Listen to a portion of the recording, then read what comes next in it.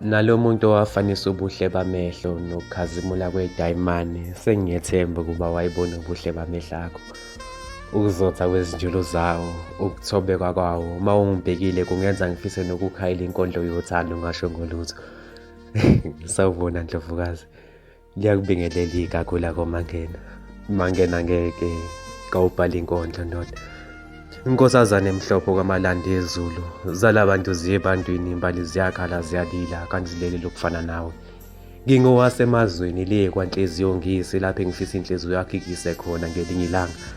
Abangaziyo bathi nguzibhazubhazu ngamehlo ufuze kuninalume, umfana omuhle ngamehlo njengoyise, bengisacela ungibheke emehlweni.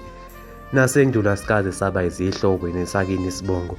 Namuhla ngilapha nje ngizocela wakho uhlobo nenhliziyo yakho ngethemba lokuba ngenye imini sakho ubuhlobo baphakade nawe kwakithi amagceke.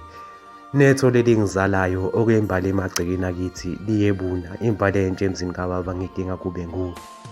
Le mmango nemfulakazi okusamele ngiyeqe ngibuye ngiyiqwale ingibhekile. Angibaleke ntokazi, nanti seliyangumtsha wendoda. Ayiphinde ibonane inkosazane. Mangena ngeke kawubhala inkondlo.